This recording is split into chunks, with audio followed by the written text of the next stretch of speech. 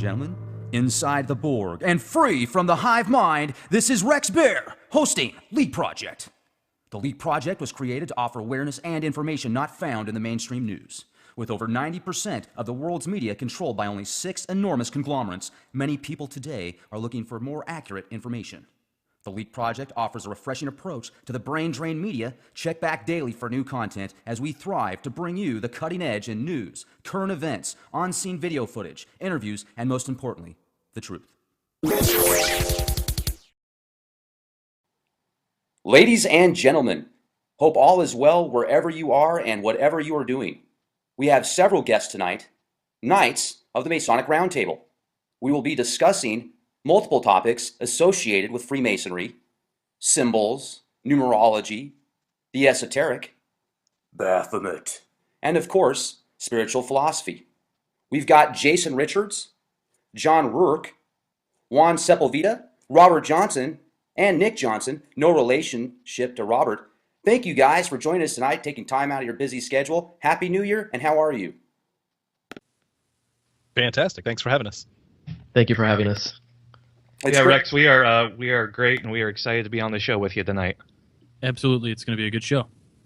So, really looking forward to it. There's so much stuff on the internet out there nowadays where anybody can do anything at any time. You know, there's 7-foot reptilian shapeshifters that control the world and tell all Freemasons what to do if you look it up on the forums. And I'm being sarcastic, obviously. So, I was hoping you guys could really get into, obviously, why you decided to become Freemasons, first of all, and what it's done for you. So yeah, Rex, before we get started real quick, one of the things that we need to do is to say that, John, Juan, Nick, Robert, and I are here tonight speaking on our own opinions of the fraternity. So we don't actually represent any Grand Lodge or official statements or positions, but what we can do tonight is give you our personal experiences with the fraternity as we've seen it. Perfect. And that's all that we ask. We are an open platform for people like yourselves to express ideas and information, and we do our best to stay unplugged from the brain-drained media. It seems to be like the Borg these days. It assimilates everything and gives, some type of skewed interpretation of stuff. But, Freemasonry, it's incredible. There's so much symbology and mysticism and what people might call just hidden information. It's incredible. So I was really wanting to see if we could talk about maybe some of the different levels. I've heard of the Master Mason, then you can jump up to a 32nd degree or something like that. But I'm not an expert. I'm not a Freemason. So if you could just tell us also, a little bit about the different degrees. But first off, why did you guys get into Freemasonry? Yeah, I think it's a good way to start. So again, my name's Jon Ruark. I'm a past master, which means I've been equivalent to the president of a lodge. And then that's been in the past. That's an honorary title that you get to keep, kind of like, ex-presidents of the United States. But that's just a title, it's just a label, and doesn't really carry much more weight than that outside of our fraternity. It's a great way to start. We've done a couple shows on that, and my personal experience was I wanted to get in on some of that mysticism, right? that Freemasonry has this air about it of it's a group with secrets, and I wanted to learn more about what it is that they do. Now, I didn't have any family members that were Masons. I really didn't have a very active lodge nearby. So I came on to it actually from the Stonecutters episode of The Simpsons, and I said, looks interesting, looks fun. I know it's modeled off the actual Freemasons, but didn't know what they did. So after I graduated from college, got settled in my career, and got married, then I said, well, now I need to look beyond that, getting established in the world, and now start looking at networking opportunities. Not just in a selfish way, because as I knew before, and as they instruct you afterwards, that you're not going to join Masonry to get the secret ring that unlocks all these backdoor deals and and everything, but you do meet some awesome guys that you can trust your life with, because it's a brotherhood in all aspects of that. And I'll kind of step back from there. And I know Robert had a similar experience, so I'll hand it off to him to explain why he joined. Sure. So I basically joined for the same reasons as John. I almost joined. I'm originally from Southern California, and I had received a book from a friend of mine, an artist, and he gave me a book called Freemasonry or Masonic Tapestries. And I looked through it, and I thought it was just amazing, and I got the guts up to go down to Orange Circle in California, where there's the Masonic Temple there. and I was so excited to join that I didn't join for another 5 or 6 years. I didn't even knock on the door. I was a little bit freaked out still. I didn't know what to expect, but I was really into the mysticism, and I was really into what we would call the occult. Not everybody hears the word occult, and obviously I'm sure that you've probably covered something along these lines at some point, but the occult secretary of a local lodge who then called me, and I went out to lunch, and the next thing you know, there I was, and I got involved in the fraternity, and excuse me. So I got involved for the what we would call the esoterica, or the esoterics, or the secret teachings, the occult knowledge contained within. Now, whether or not we found that to be the case right away, something we'll probably get into later. But good point. That was definitely why I got involved, and I would, I guess, hand it off over to let's see, how about Jason Richards? Great, and real quick too, Jason, I appreciate your information as well. Do you guys think that a lot of people decide to look into Freemasonry or get involved because of the fact that the persona of it is a hidden secret society with the key that unlocks everything? I think that's generation. Just mine. Yeah, it's definitely generational, but at the same time, Dan Brown and Hollywood has helped that quite a bit.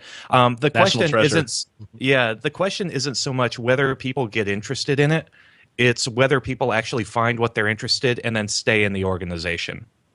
That's I think the deeper question to answer. Just because, I think there's definitely been a renewed interest in the fraternity with this generation, but I don't know how much of the mainstay, millennial generation is actually in the fraternity because of Dan Brown or, KRS, talking about the Illuminati, et cetera. So I actually got into Masonry. When I got into Masonry, I actually wasn't interested in the philosophical research or the hidden knowledge whatsoever.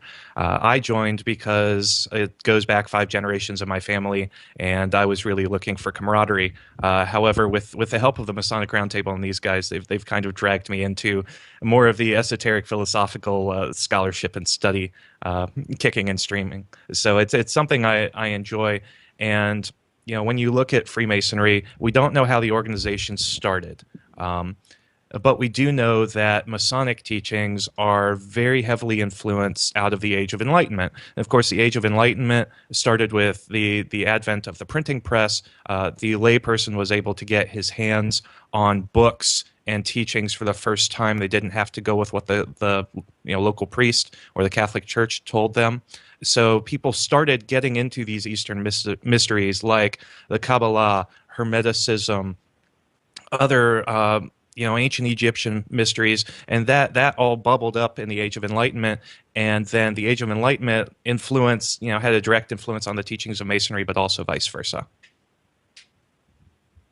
Right, and when you talk about the Age of Enlightenment and these different books of mysticism, the esoteric, like the Kabbalah, etc., I know that there's the Tree of Life that correlates to many different paths and enlightenment ideals. So is that anywhere associated with some of the rituals or rites that are performed with Freemasonry? And the reason I'm asking that is because I know that the black and white checkerboard or the black and white tiles associated with Freemasonry, I could be wrong on this, but from the information that I found, represents the light and the dark, the yin and the yang, both in creating one. Is that correct? That's a good summary. Yes. So to elaborate, yes, I've seen some Masonic scholars relate the output of the Enlightenment to be the Hermetic Kabbalah and its study of that system.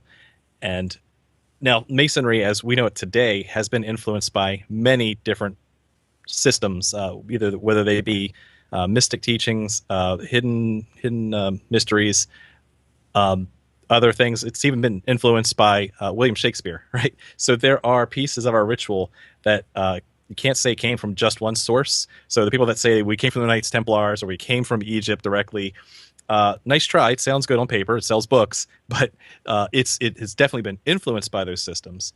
And I personally have found the application of Hermeticism, alchemy, the Kabbalistic tree of life and so forth. So there are pieces of that in there. It's just now melded into a system that makes you a better person.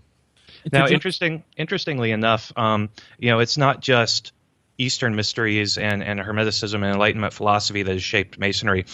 Masonry has also been shaped very heavily by Christianity and Christian teachings, to the point where when Masonry first emerged as we know it in 1717, it was arguably regarded as a predominantly Christian organization. Now, that changed over the next 30 to 40 years to make it more non-sectarian, to the point where it is today as we see it as a non-sectarian fraternity. But that's also an influencing factor. Yeah, so, and just to your point, really quickly, just was going to say, Masonry, as John pointed out, he said that we have pulled a lot of influences from all over the place, and Masonry didn't come from here or didn't come from here. But what we've also learned is that Masonry is kind of this rolling stone. It's like a rolling snowball, and it picks up so much stuff along the way.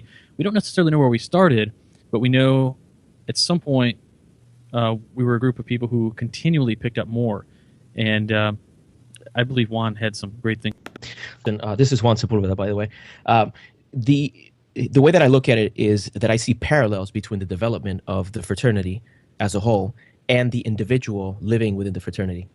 And I'll explain. For example, you see that we've had influence from Hermeticism and a lot of different ways of thinking. All of these shape the organization to what we know today.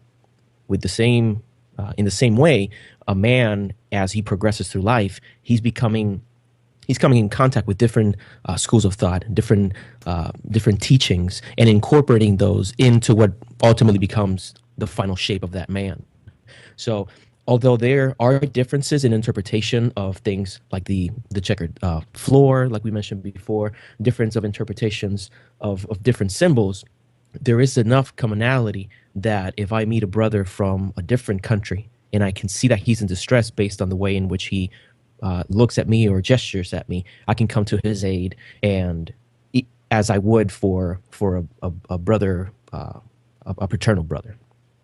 So that's something that I find beautiful in the fraternity. So there might be differences and difference of opinions of what the origin of Freemasonry is, but there's one thing that there's no discussion about, and it's that regardless of how big those differences might be between one jurisdiction and another, there are more things in common that bring us together into one cohesive fraternity.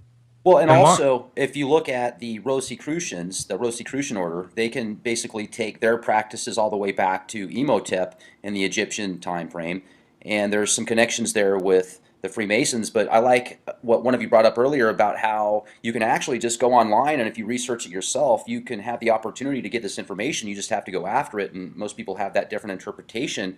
I know it's that way with the Rosicrucians as well. Have you guys had an opportunity to, any connections with the Rosicrucians that you know of?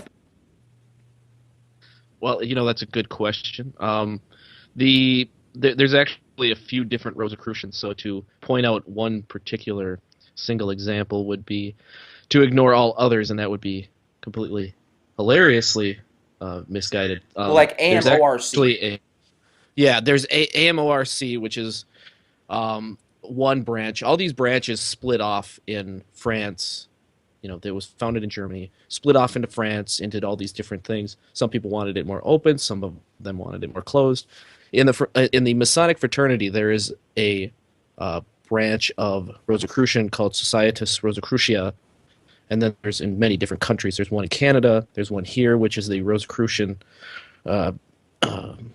SRICF, and that one's only open to Master Masons.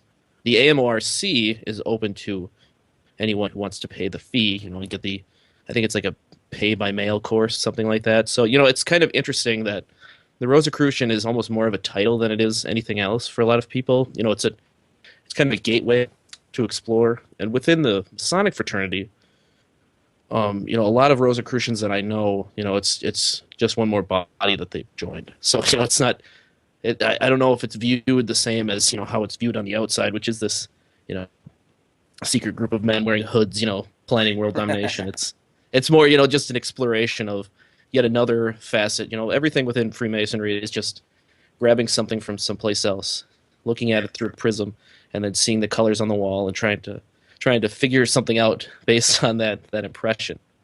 And Rosicrucian's the same. You know, with AMORC, and there's another one that branched out from that. You know, it's such a fractured relationship within Rosicrucian that it's very hard to figure out.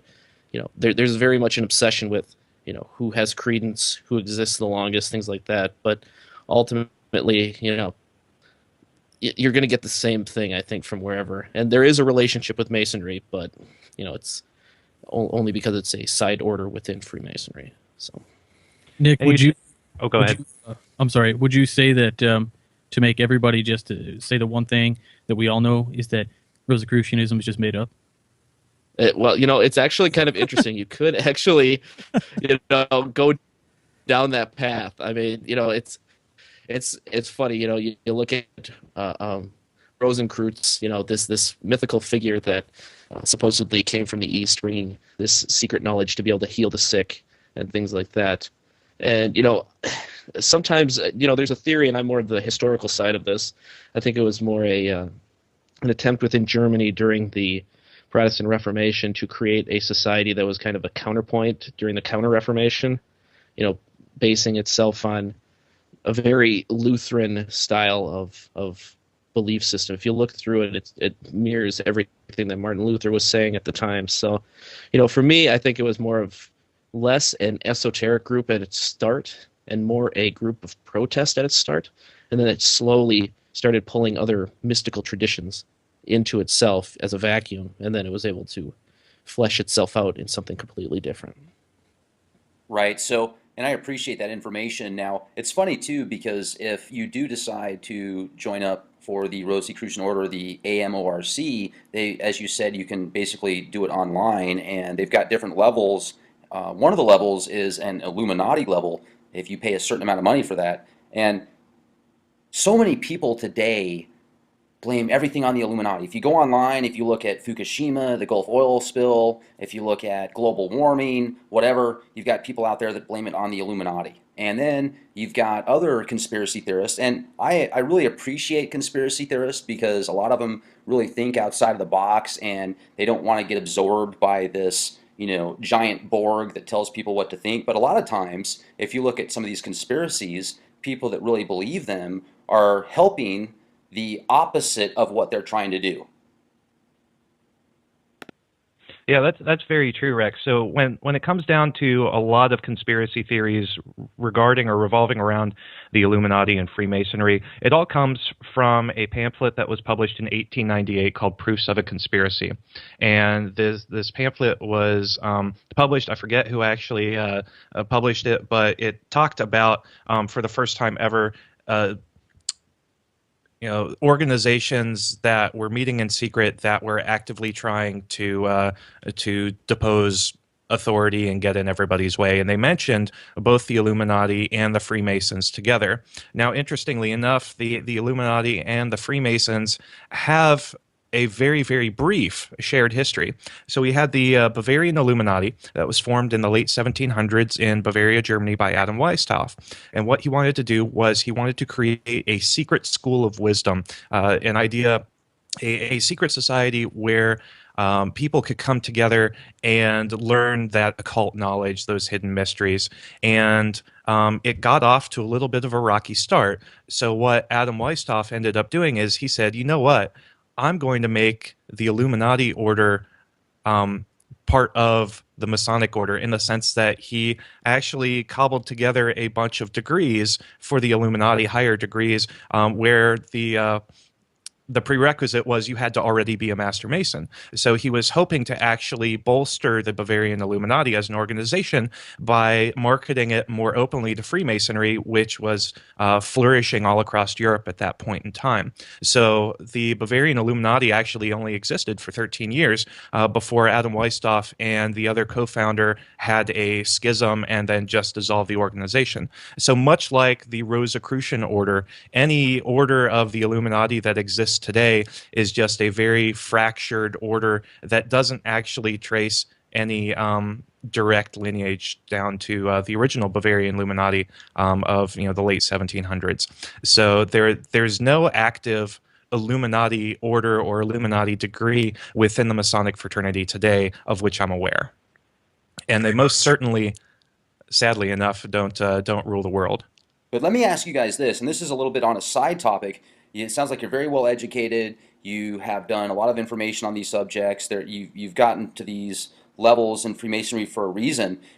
Do you guys think personally that there is some type of agenda, whether it's from lizard men or politics or the Chinese or whatever? Do you think there's something behind the scenes that is trying to orchestrate some type of new world order or agenda to keep the masses enslaved? Congress? So, I'm a big conspiracy guy myself, and before it's news is always on my my read list, like every day.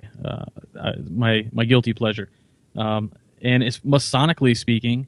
The guys on this show, it's an old joke within Masonry, and we always say that when we can't decide on what to have for dinner, how could we possibly rule the world or have some sort of agenda? Now, whether there is an agenda on the table as far as conspiracy theories go, I think, you brought up at the beginning of the show the media and the way the media spins things to sell things. South Park recently had in one of their latest seasons, they talked about ads that were so intelligent they became self-aware. It was interesting to see like media does manipulate things, and we have to be careful with that. And with that manipulation, the Masonic fraternity has become a victim of it as well. The scapegoat.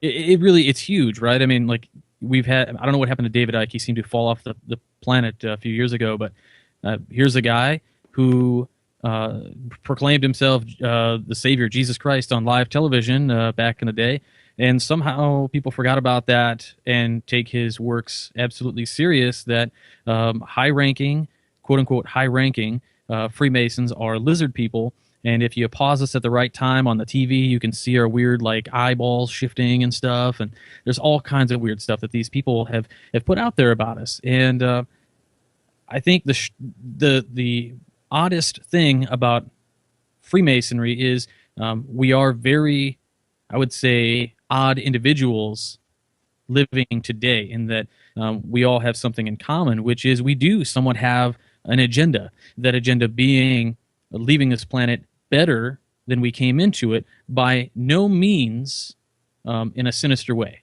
So we talk about faith, hope, and charity as our tenets. And as Jason can tell you, and Nick can tell you, and Juan and John, charity is a translational kind of a mishap, right? It's love.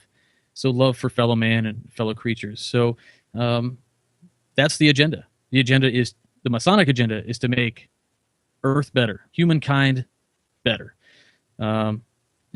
Sinister agendas from outside the Masonic fraternity, I don't know, but I'd love to read about it. Now, see, the other thing that goes with that is how we're organized, and we alluded to this a little bit earlier, that if we had the right hierarchical structure, it might be possible, but we honestly don't work that way. For us in the United States, the highest up hierarchically that our chain of command goes, if you will, is up to our state level. So Jason and I are in Virginia, and Virginia has its own sovereign Grand Lodge. It operates under its own rules, and it recognizes all the other states based on if they follow similar rules or not. So there's no Grand Lodge in the United States. There's no top of the pyramid, as it were. There's all these individual sovereign Grand Lodges that are trying to get along, and we've had a sordid history of trying to do that efficiently. So even if, let's just say there was an agenda, which there's not, even getting everyone to agree and to execute on that would be a very difficult thing to do. But that's also the beauty of the fraternity, like we alluded to earlier, is that because we have this system of universality, it's a morality school, then it does translate across those differences. Go ahead.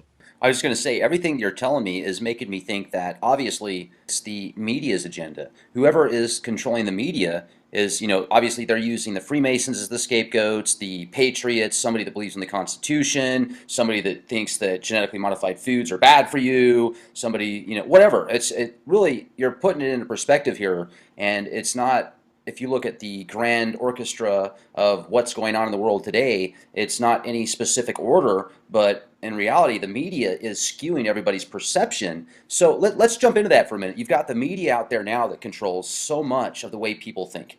And as much influence as there is out there based upon somebody staring at a high-definition television set that tells them that if you're of a specific belief or purpose that you're a terrorist, like somebody that wants to own a gun, you're now considered a terrorist, basically, if you live in California. What are you guys' thoughts on gun control and all this stuff that's going on today in regards to executive orders where people might lose their guns? Do you guys think that you should have the right to own a gun?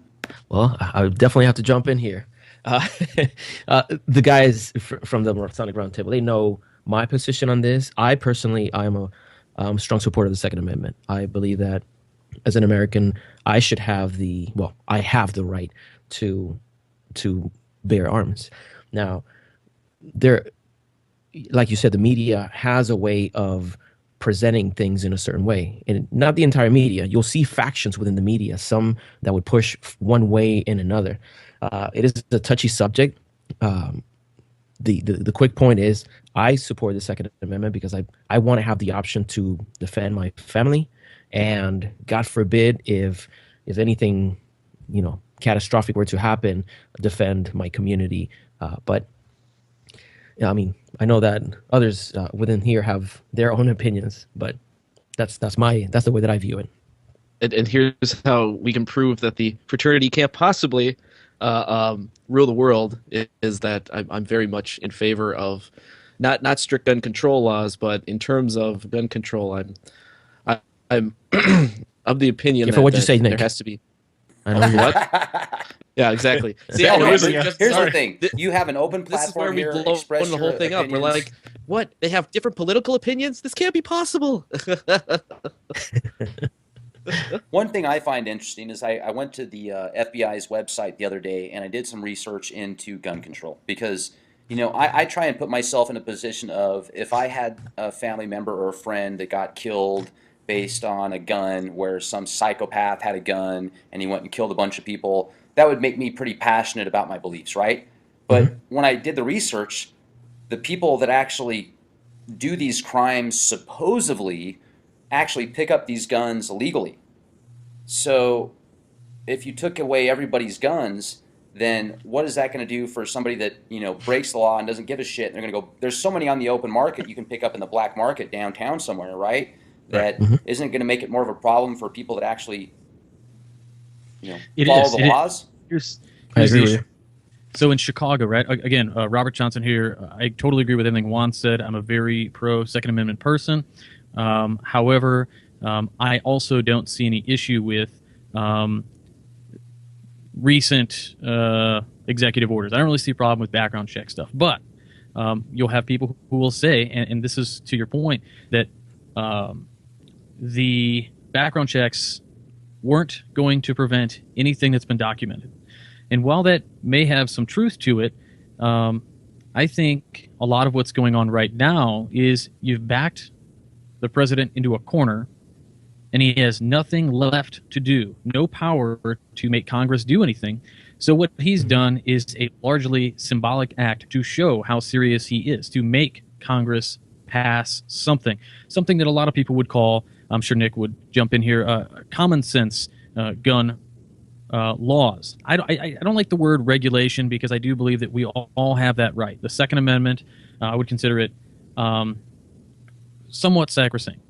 And Chicago does have a huge murder problem. And what the issue there is, we've got tons of gangs on the streets, and the data that's been presented to us seems to indicate that many of the guns come right from legally bought right over the borders in Indiana, and then they come in and they get sold on the streets of Chicago or right outside city limits of Chicago and brought into the city.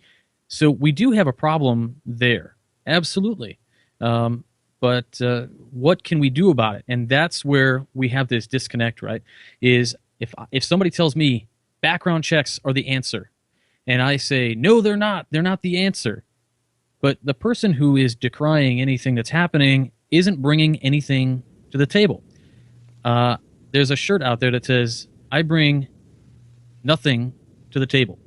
And that shirt needs to be worn by a lot of people, because if you're not going to come, if you can't just constantly say no, no, no, no, no, no, come to the table and come up with something and work together, because otherwise you're going to have this schism. You know, we have the United States of America. I don't know how united we are these days. Well, let's talk about that for a minute. How united are we? It seems as if the media is really doing its best to create this division. And you've got people out there that are for gun control, more rules and regulations, let's disarm everybody. And then you've got those who are like, hey man, let me walk around with an M16, I have the right to do so.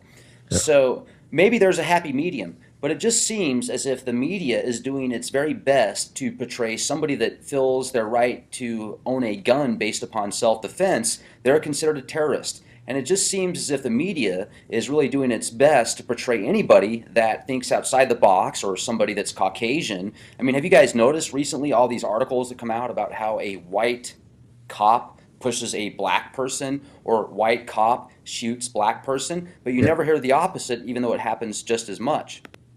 Yeah, and well, you notice that with religion as well, and it really grinds my gears when I see it.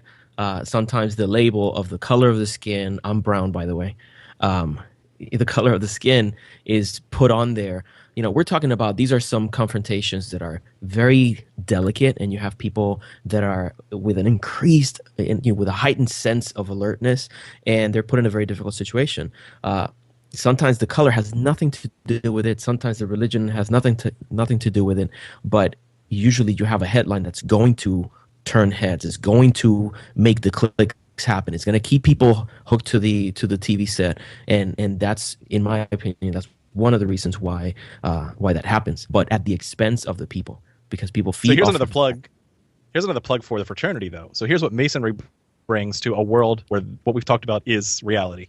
What divides people? You have religion and politics. And what are the two topics that you are forbidden to talk about when you're at a lodge meeting? Religion and politics. Sounds like religion work. and politics. Yeah. So to your point, John, it's not that people hear forbid, right? And it's like this overwhelming, like dropping the hammer. But it's not so much that it's forbidden, it's that it's understood among the brethren of a lodge that these things are divisive. Right. And we, out of our respect for all brothers everywhere, we hold back.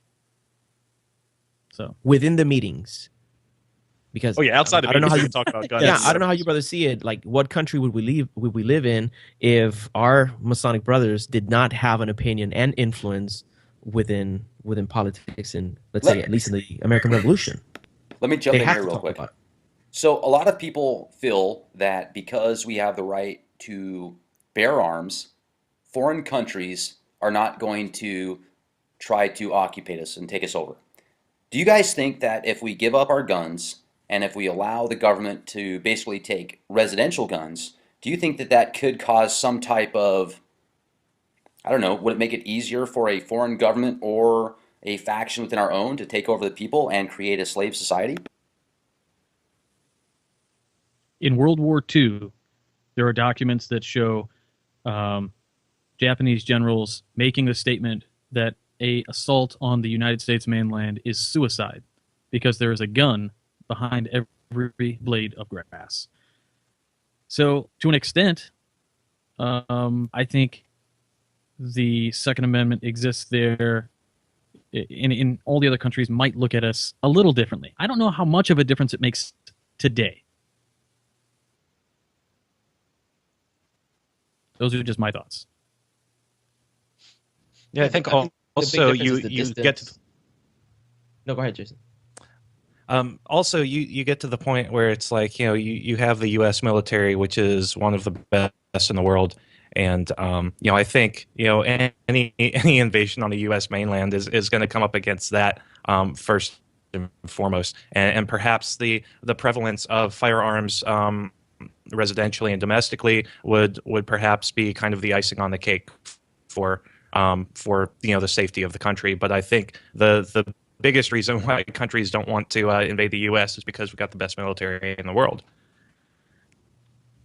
And that's every part of our military There is no, like, as far as nuclear capability goes, we have nuclear capability on land, air, and sea. And when that fails, we've got other things that we can do.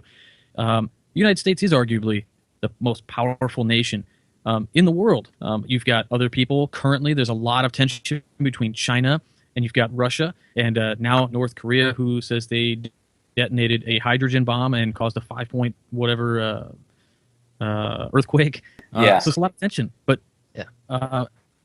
your original question is, if the United States lost all their rights to, or if there was a repeal of the Second Amendment, would we be vulnerable?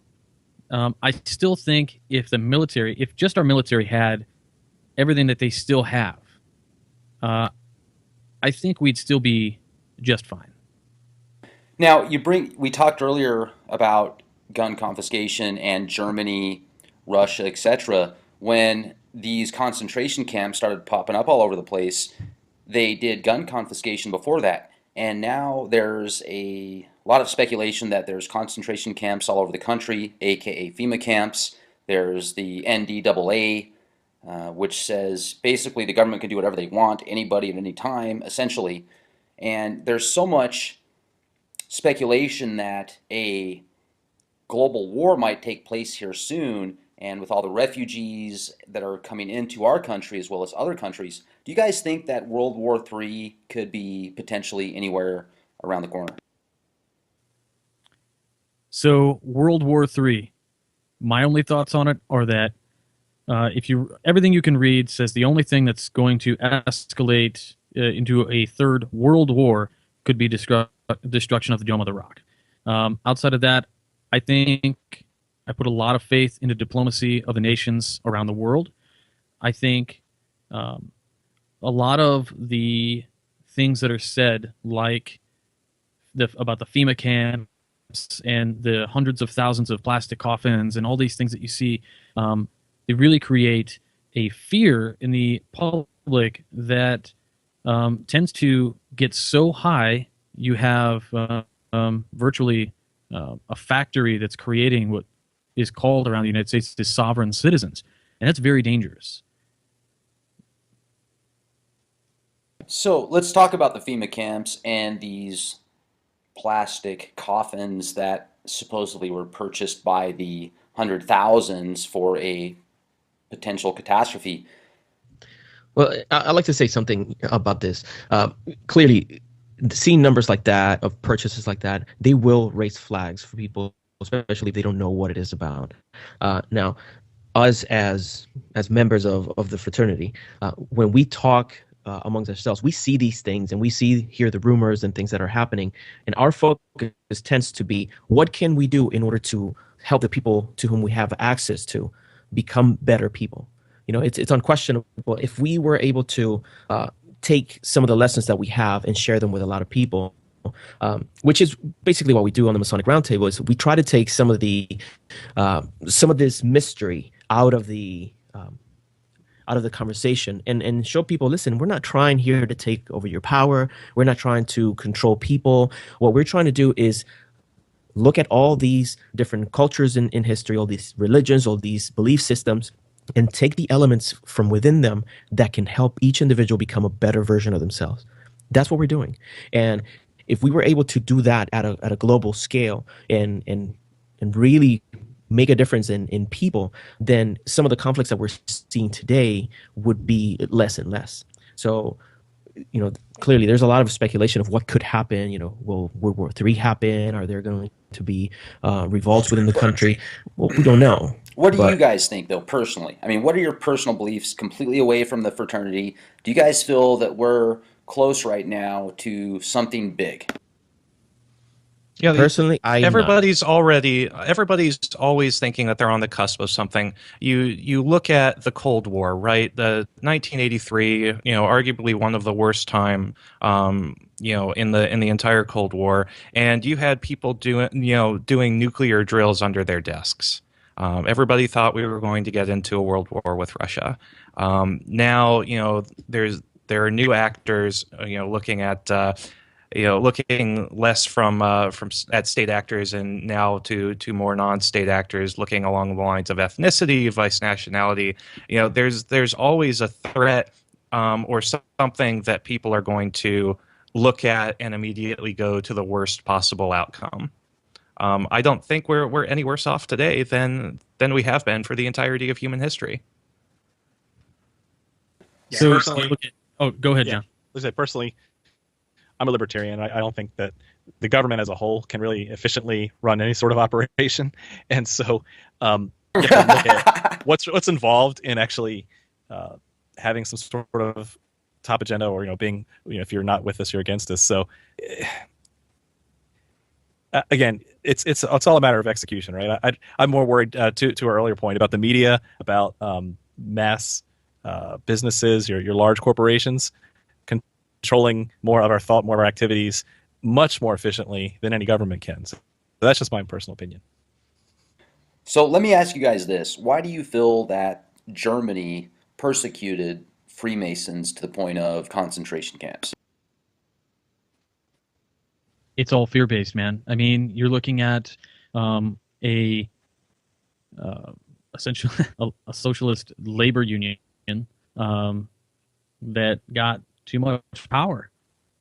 And within that construct, you have a hierarchy of individuals who brought in their own personal fears.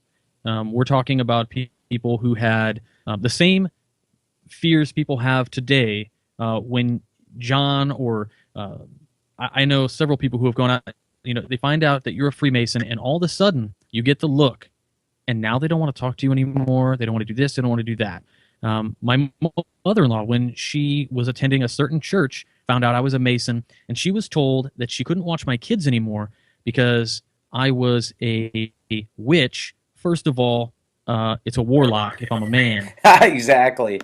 Secondly, and that I cause my children to be sick when they get sick as some appeasement to Satan or something. And Wow. obviously that's all false, right? Robert, we call him Baphomet, not Satan. You call him whatever you want. He's my Lord and Savior. Wow. Just Guys are kidding. awesome. Anyway, That's so when we lost it. Yeah, that's when we lost it. So there's this fear, right? And so in that construct, the fear has existed forever. And that's all it was, right? They have a fear. These guys are meeting in secret. They have the ability to hold secret meetings. And you can't have secrets when you have an overthrow of a society that needs to know all the intel out there, know who their enemies are. And so what's the easiest way to do that? Is to just throw them in camps, concentration camps, and that's what it was. Not to mention a lot the flow of the esoteric. Go ahead, John, or Jason. Yeah, so a lot of it had to do with the very tenets that made up this fraternity that came out of the Enlightenment. You had freedom of thought. You had separation of church and state. You had an emphasis on trying to make yourself the best person possible and following your own path. And when you get to a totalitarian fascist regime, that's the worst thing that you can have happen. The Nazi regime did not want free thinkers. Exactly. Neither did a lot of the communists in Russia during the Cold War. You saw this with the Bolsheviks rounding up all the intelligentsia and all of the intellectuals and either putting them in their own Stalinist concentration camps or kicking them out of the country. And when you have an organization that's built on the tenets of freedom of expression and toleration, toleration is the worst thing in the world you can have for a regime that built itself on making itself the only game in town. There's a very interesting philosophical title called deism. And many people feel that if you're a Mason, that you believe in deism. That is something that's based upon there's a supreme entity that created a universe, but he left, so you can do whatever you want, basically, but you do believe in this deity because you've been able to fill it based upon what you see and do. How much do you guys know about deism, and is that true or is that false? So I think I'm the only deist in the group, actually. So right away, only one out of all of us is a deist. So it is. It's not a rarity, but it is out there. A lot of the Masonic ideals, as Jason pointed out earlier, over in 1717, the fraternity was very Christian. Now it's very diverse. And there is, of course, the thought process that during the formation of the country, there was a very deistic theosophy among the founding fathers. This is particularly interesting because so many of the founding fathers were Masons. And so what you've got is the deist philosophy is essentially a belief in a supreme being without a revealed religion. And not to push this on anybody and not to degrade any religion. But the thought is, what God would only reveal himself unto one group of people? What benevolent God would do that? And that is the overwhelming question we would ask. And so we believe that the science out there, many of us, I can't say all of us, many of us believe that the science out there proves in a supreme being. Now, when I say supreme being, that does not necessarily mean mystical. It doesn't mean magical. It doesn't mean unexplainable.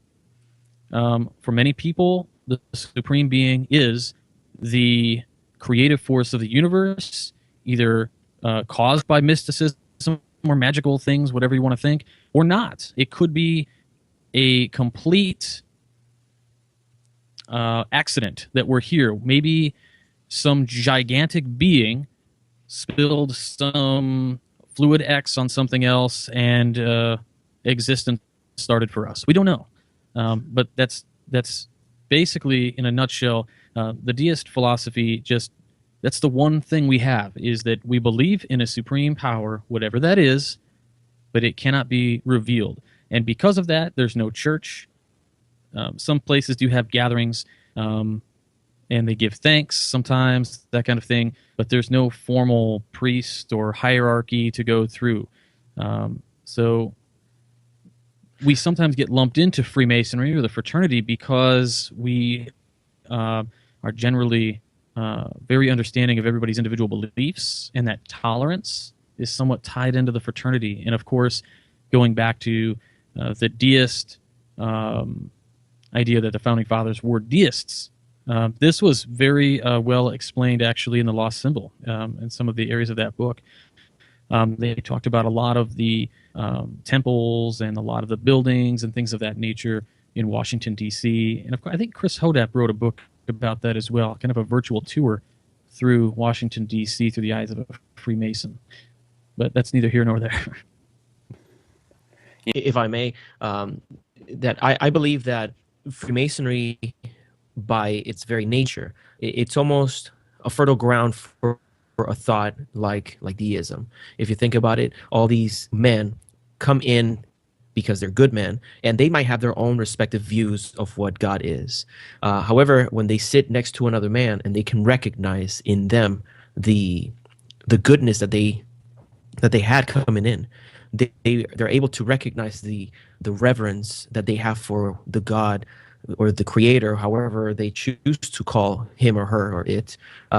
Then they might find this common thread that goes through them and start seeing more that we're all thinking of God, not giving it a name.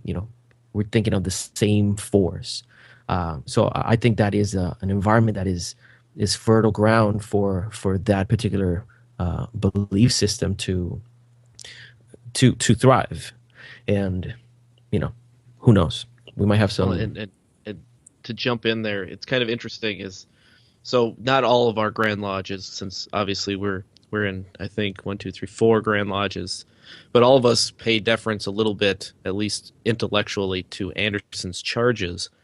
So Dr. Anderson was a brother who took the ancient charges that operative Freemasons would use and then repurpose them for speculative. So to kind of understand it, operative is guys who actually were out there in the quarries breaking off the stones, and then going back to speculative. And for him, and at least for me as well, and I think for all of us we can agree, is that the purpose of Freemasonry, and this is me using some of his words, whereby Masonry becomes the center of union and the means of conciliating true friendship among persons that must have remained at a perpetual distance.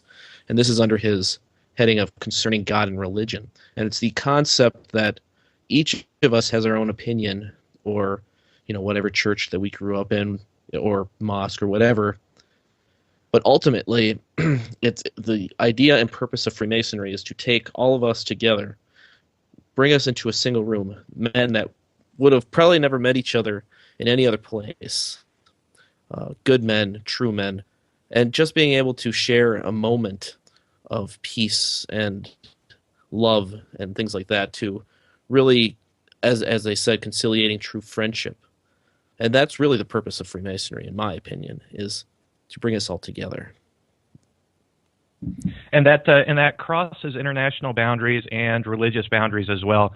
I am happy to have brethren in my lodge who are my best friends, who are deists, who are Christians, who follow Judaism, who are Muslim, who are self-professed to be pagan Wiccans. And within the confines of the lodge, there is no Christian, there is no Jew, there is no German, there is no American, there is no Canadian, there is just brethren. And that's one of the foundational forces of the fraternity, which I think is why the fraternity is able to do as much good, at least out in our own respective communities, as we have today. And I know this is way out there, but let's get into the woo-woo side of things for a minute. What are your thoughts on extraterrestrials? Anybody? Well, the biggest, yes. Okay, so the biggest, I think, proof that extraterrestrials exist is the fact that none of them have tried to contact us. Oh? How do you relate? Is that a quote from a movie? It's Independence Day, 2017. Do you really think there are? Time out. Let's go back for a minute. Do you really think that? Yeah. Absolutely. I mean, I'll go out there and say it. I mean, at this point in time, I don't think we know enough about the world or about science to be able to explore that far, or even sense if something like that were to happen. So I'm going to take a different opinion on this. So as an engineer, right, I look at data and statistics, and our ability to detect that anything extraterrestrial has tried to contact us in any way, shape, or form in the spectrums that we're even looking at has only been limited to the past 100 years or less, right? So if you look at the lifespan of our galaxy, the lifespan of our planet, and the lifespan of our human ability to look outward, look at the stars with sensors, that time frame is so infinitesimally small compared to the statistics of any higher life form trying to also explore its universe. Is the chances of that are just two comets passing each other, right? So sure, I mean, the data could say that there are certain numbers of planets that are trying to reach out or to leave their planet to go explore the planets, but that could have been back in our pre-Homo sapien days, right? So that could have come and gone. They could have tried to talk to us, and we'd have been just banging rocks at that point. So you could just argue that the mere statistically it's possible, in fact maybe improbable, but our ability to look outwards is really too late. What if and of course we're giving this explanation, of course, because as Masons, we are all actually extraterrestrial lizard men. That's right, I forgot to say that. Like he was right. What does that even mean? So you have the Drake equation, right? Which postulates that we have 100 million worlds where life has been forged by evolution. We have an infinitesimal amount of so we live in a solar system that's in a galaxy, and there's other galaxies on a universe, on a plane that you can imagine like Legos with upside down raindrops that are expounding upward. And then we look at these radio scans of our universe and we can see cold spots. And they're not really cold. It's where gravity is gravitating toward what they think is another universe. And they have no idea. They think it's actually impossible for us to travel there. And so we're looking at all of this science and theoretical science, and we look at it and we think, how in the world can we do this? how in the world can we do any of these things? Contact, and we're talking about contact with extraterrestrial civilizations, where here we are. Carl Sagan had the tiny blue dot. I think the poem was called, where we're this tiny little dot that's insignificant in the scope of everything going on around us, and we're on a neighborhood of the galaxy, way out on the edge, and the chances of us, as John said, finding something are very small. We have the SETI project, which I think had one hot anomaly back in 1977. It was called the WOW signal. Puerto Rico. What's that? It's in Puerto Rico. The radio. What is it? Arecibo. The radio telescope is in Arecibo, Puerto Rico. Yeah, and so they received the WOW signal, which basically was a somewhat intelligent signal that came back, but when they went back to look at it, they couldn't replicate. So, again, I think there's the whole school of the ancient alien theory that all of the biblical stories and the amazing things that happened in the Bible and all of these other holy books were stories told by men in the only way they knew how to tell them, and that these things were actually extraterrestrial. Do I find that? I find that more plausible than the actual story and what it implies literally. Sure, because I'm a believer in science, and I think at some point, if something did come to Earth, maybe they did. I don't know, but I think aliens do exist, and I don't know when we'll find them or when we'll make contact. Maybe we already did. Maybe it's like Close Encounters. And if they do exist, I don't think we should expect for it to be a bipedal form like us. I would imagine, there might be intelligent life somewhere else, and it might have, if it's DNA based life as we know it, it could be a completely different animal, if you even want to call it that. And who's to say that they're even interested in looking outwards? What if they instead became fascinated with the depth of their respective oceans, unlike we have done? And instead of spending all their money and all their resources looking outwards into the space, they're focusing inward in trying to prevent illnesses and perhaps explore all the capabilities of their... Would you say that aliens are more Masonic than we are? They probably are more introspective and esoteric. Yeah. Let's jump into that for a minute. There's so much dogma associated with different societies, even the Freemason Lodge. There's a lot of different, let's say, symbols, handshakes, ideals that relate to these dogmatic practices. Could it possibly be from a extraterrestrial race? It could possibly be from anywhere. As John and Jason have always, John and Jason are very great with telling us where we have been. They have studied all the history, and of course, Nick Johnson is a Masonic encyclopedia.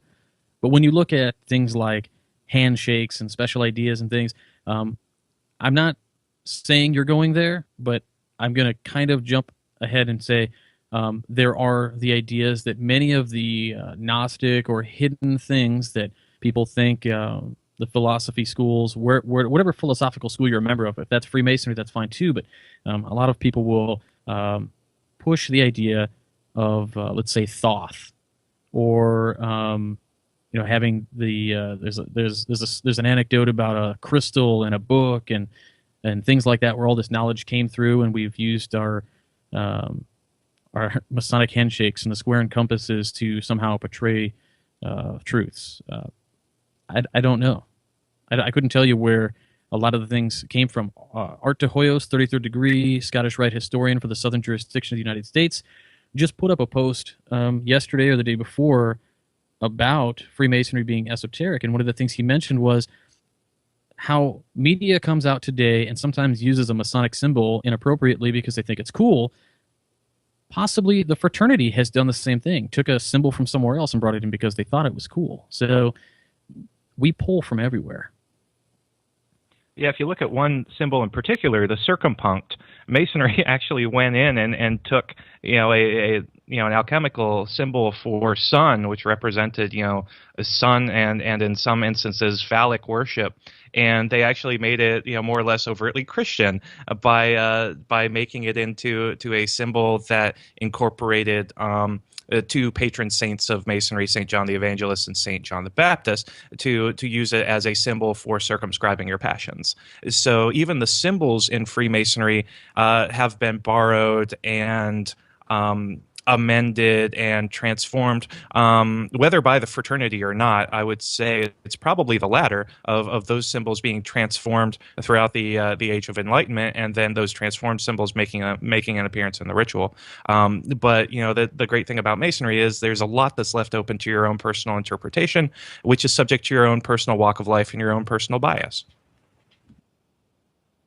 Well, and I had the opportunity to go past a Masonic lodge. There was basically an inverted pentagram. Oh boy, this is so much fun. You ready for what it is? The Order of Eastern Star. It's not that scary though. It literally is a group created just after the Civil War, so that Masons and their wives could hang out together. That's literally what it is.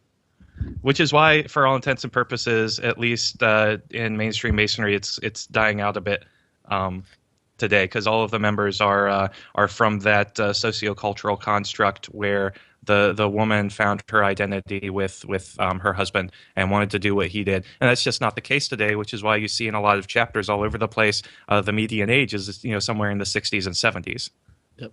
And it's kind of interesting that you point that out, because when I was in college, I would walk by the Masonic Lodge in the town that the college was in, and I would see that exact symbol, and all I could think is, oh man, this has got to be the most esoteric group ever. I mean, it's like an upside down pentagram, it's got all these things, but then when you find out what it really is, you're like, oh, that's it.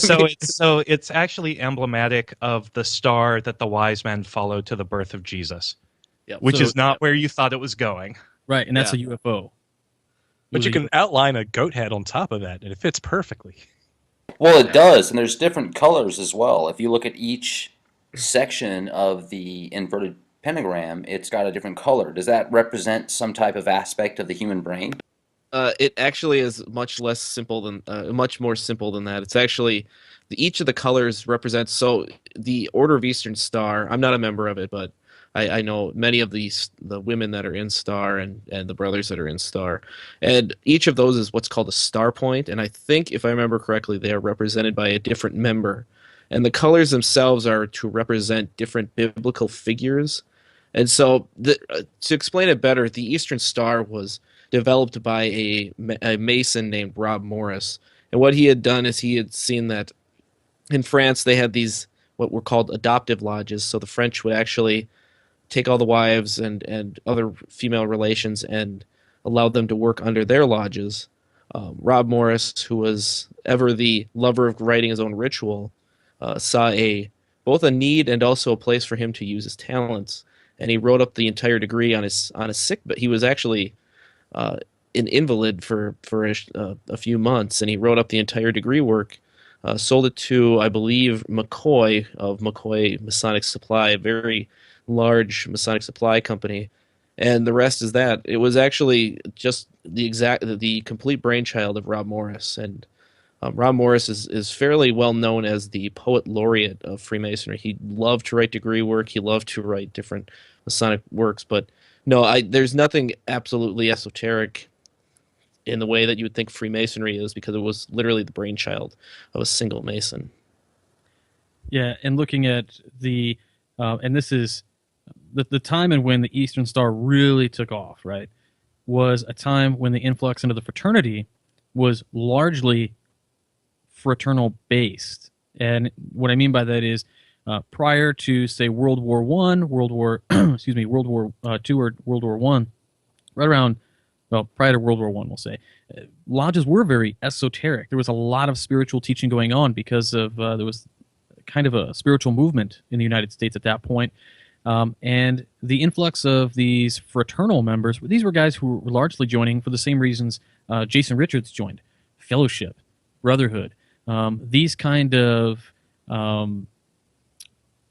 what we would look at is, one of the core tenets of Masonry today is this brotherhood, right? That they didn't have anymore because they were out of the war. They joined, and they brought their wives to events, and the wives then said, well, there's this organization, let's join it up and everything. So that's kind of like a schism, to imply that the OAS is like overtly esoteric is far from the truth, unfortunately. Which I think is one of the reasons for its decline in popularity since the post-war period, because you have a return now in Masonry with the millennial generation and the Gen Xers to much more of an interest in the esoteric philosophy and the occult philosophy that you can find within the fraternity. Right, and ask any one of our wives if they want to join the OES. Nope. The answer is a resounding, not only no, fuck no. Concur. It's fascinating. In regards to many of the different numerological presentations that are brought within, there's, the number 33, 333, 666. What's your interpretation of the numbers 33 and 666? What about the rest of them? There's a lot of numbers in between. 33 has a ton of, should I say, stories behind it. Some people look at it as a very spiritual number. People look at it as vertebrae on the spinal cord. People look at it all kinds of different ways. And I think I would rather, John and Juan really expound on some of that, because I think they have a lot of great info there. My only input on 666 is I believe that number was blown out of the water when they discovered it was numerically similar to Nero. And it was really a rite about the times that he was living in rather than some future period. Well, and to go to like the number 33, it's very prominently known that the Scottish Rite, the highest degree, is the 33rd. It's the Inspector General Honorary, or the Inspector General. If you're an active member of the Supreme Council. But the thing is what's really interesting is that the number 33 was never actually the intended end number. The Scottish Rite was actually originally called the Rite of Perfection, and it ended at 25 degrees later on. And so the Scottish Rite was formed in the Burgundian region of France, and it essentially was a hodgepodge of all these different degrees, but it ended at 25. It was brought over to the United States via Jamaica, I think it was Jamaica. It was from the Caribbean, at least. And so they brought it forward, and it ended at 25. Slowly, there were 7 more degrees added. They couldn't really decide which ones, and then finally, a 33rd degree was added to complete the system. But to focus on the 33rd as an important number within the system is to ignore the history of the entire Scottish Rite, which is it never really figured out how many degrees it was going to have until the middle of the 19th century. So, the 33rd, it sounds like a spooky number. You multiply it by 2 and then 10 or whatever, and it comes up with this magic number. But ultimately, it's just yet another, happenstance that it ended with 33 degrees and not 25 or 28 or 32. So.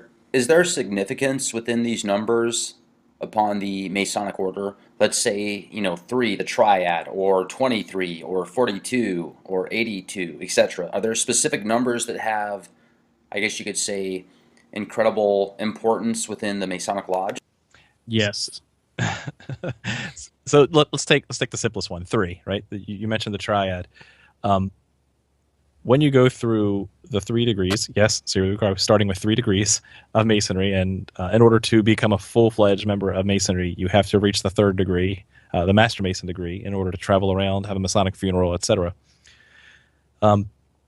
If you listen to the rituals, which we're not going to say here, but if you're going through the process, you'll hear a lot of the number 3, and not just similarities, but it's by design. And I think it's done for multiple reasons. So without starting in any order in particular, we talk about the triad specifically from a Christian organization of the Father, Son, the Holy Ghost.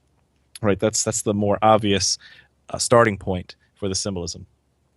But as we break that down using, just for example, the Hermetic Kabbalistic system, those could be the top 3 points of the Kabbalistic tree of life, ending with Keter, the crown. So there's your triad there up at the top.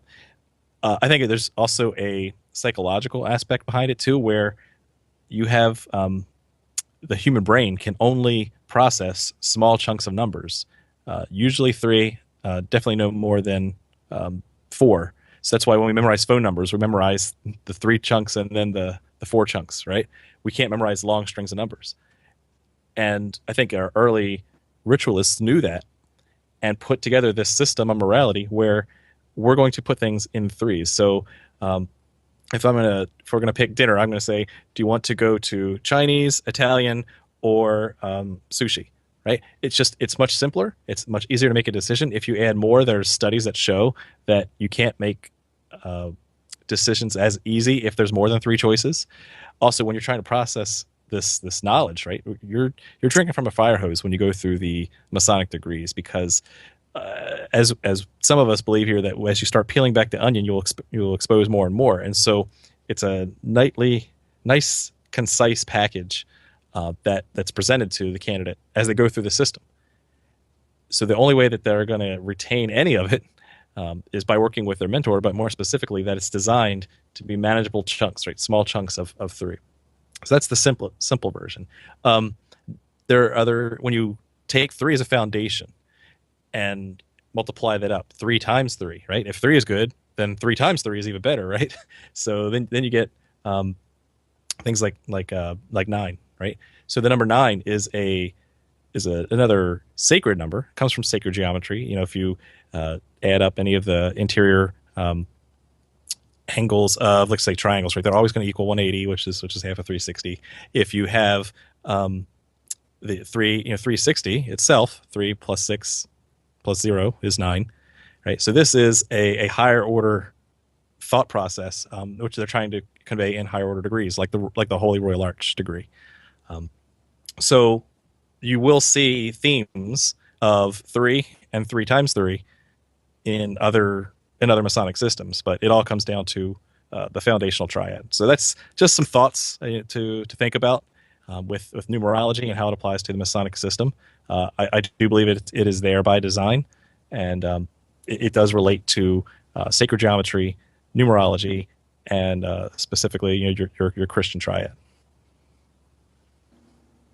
And when you get into the book by Albert Pike called Morals and Dogma, there's a lot of misinformation out there on the web, basically saying that Mr. Albert Pike is a Luciferian and he believes in Satan because they took one specific article and they cut it at a certain time.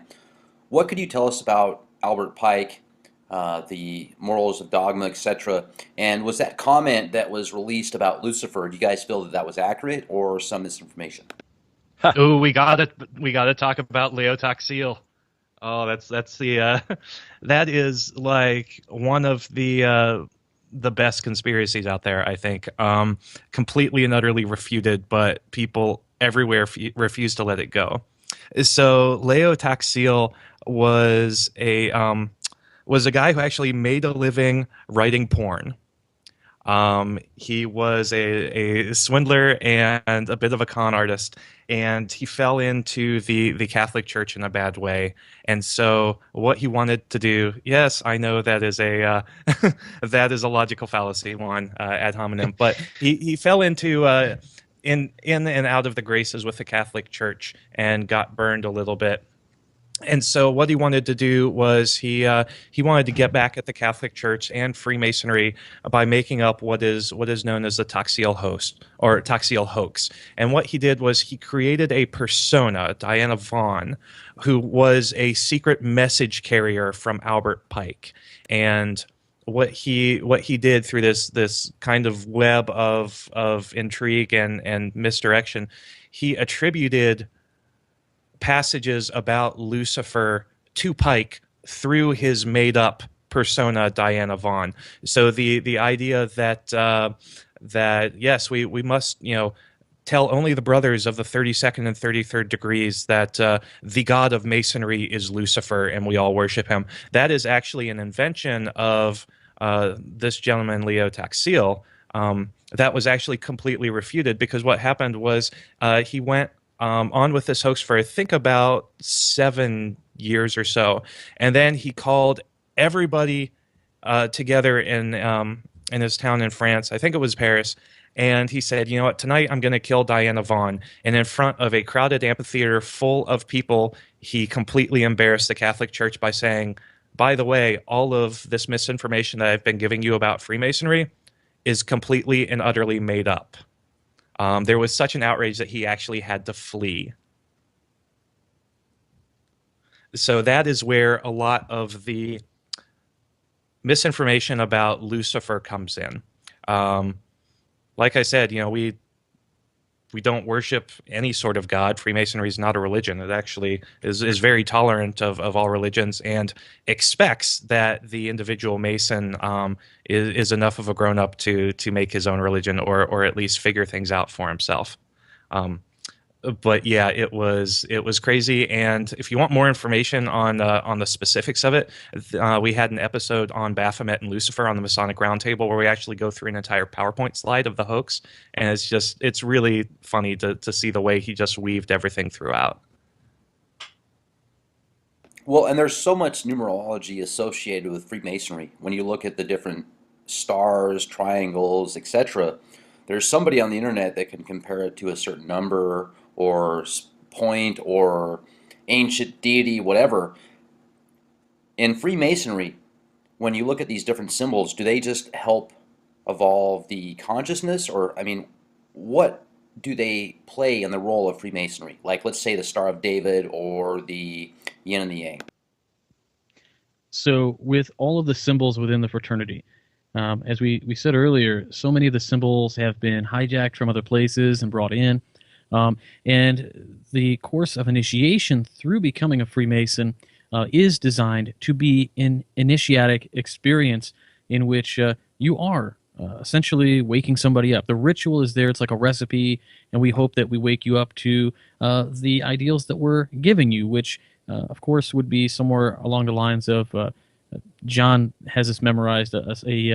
John, help me out. What are we? We're a system of morality, veiled in allegory and illustrated by symbols. So we have stories, and a symbol can convey an entire encyclopedia of knowledge rather than just one simple idea.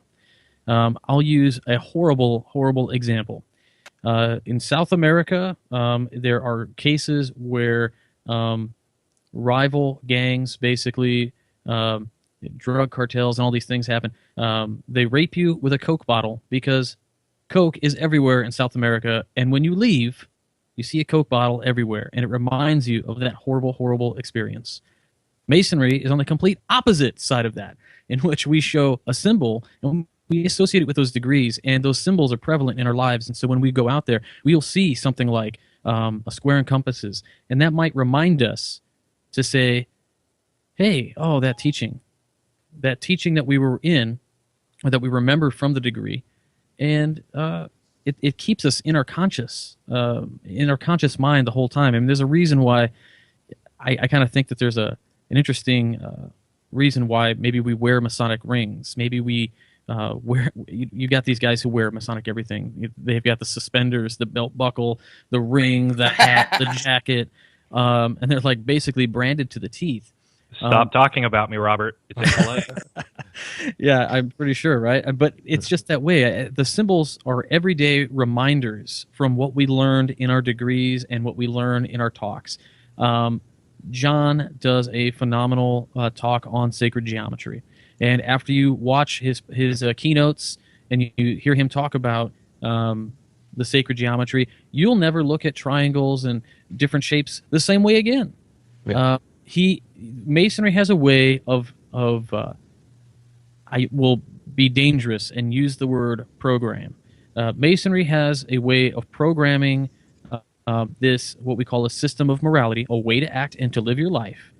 By seeing these symbols, constantly being reminded of them, and again, going back to what we do is we are leaving this place better than we found it by spreading faith, hope, and charity, and those things that the world needs to be better. just in general. Yeah, Robert, and also I wanted to elaborate on what you mentioned about the symbols. Symbols are the lifeline of my life. I'm an artist by trade, and this is something that I've always been fascinated with, the power that a symbol has to make an individual be introspective and for them to stop on their tracks and make decisions.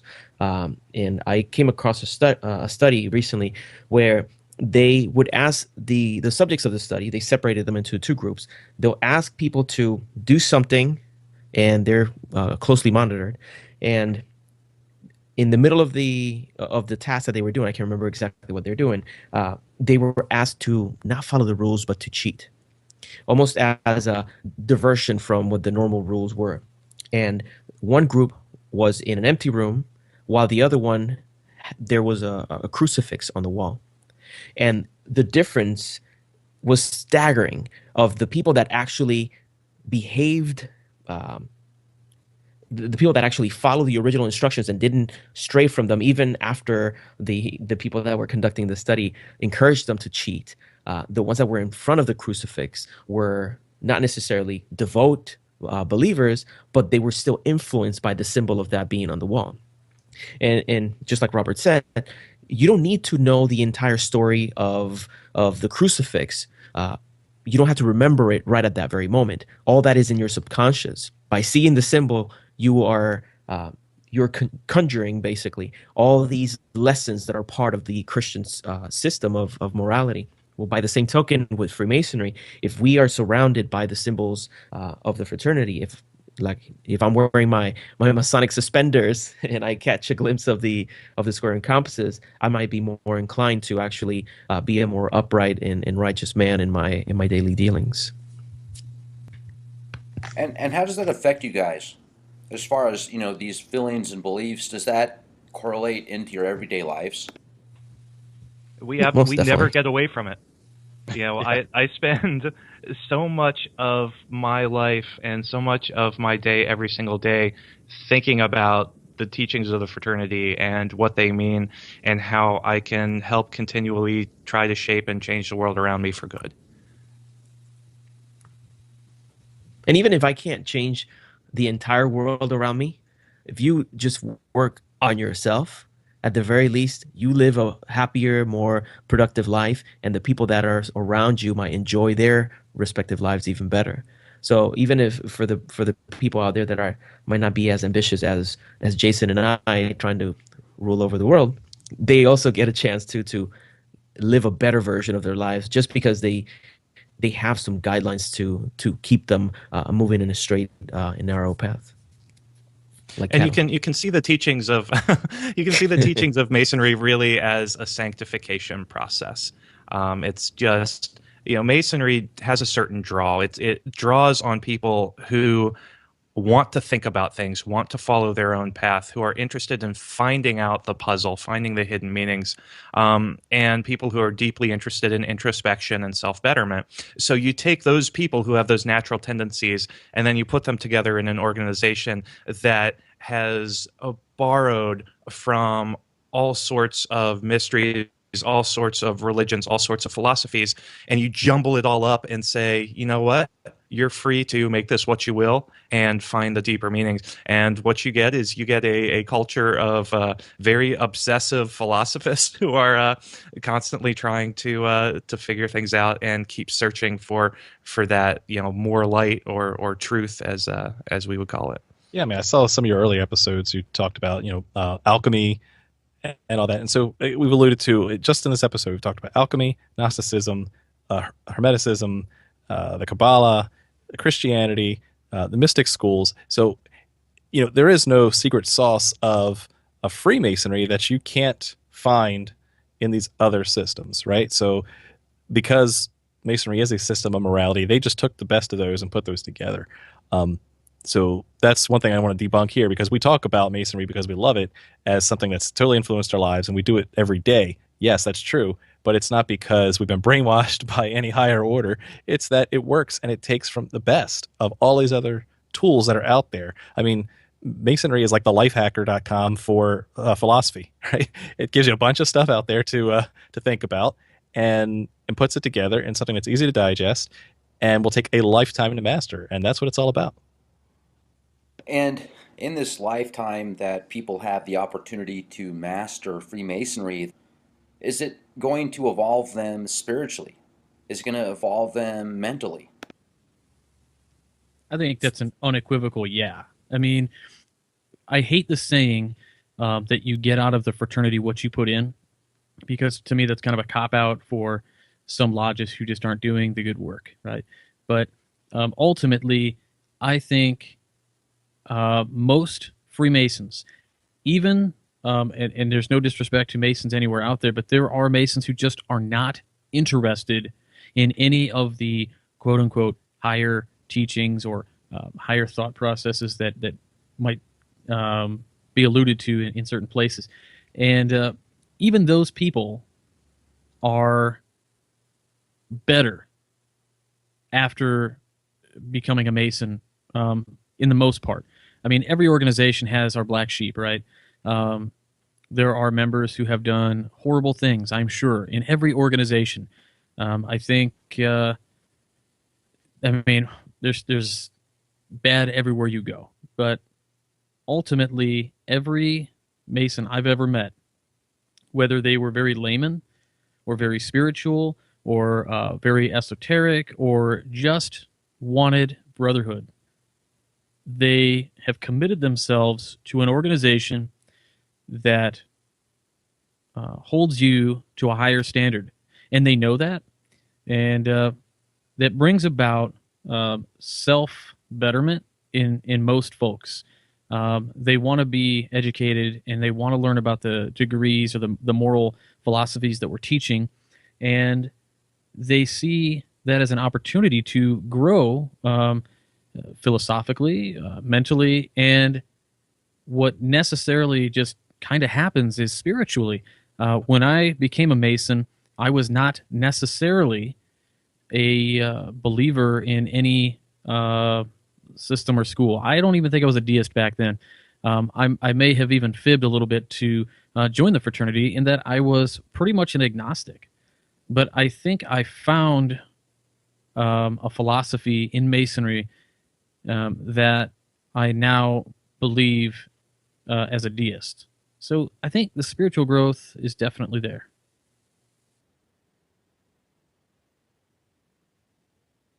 Well, and I think the key to keeping the fraternity flexible and progressive along the lines of spirituality is the underpinning of tolerance.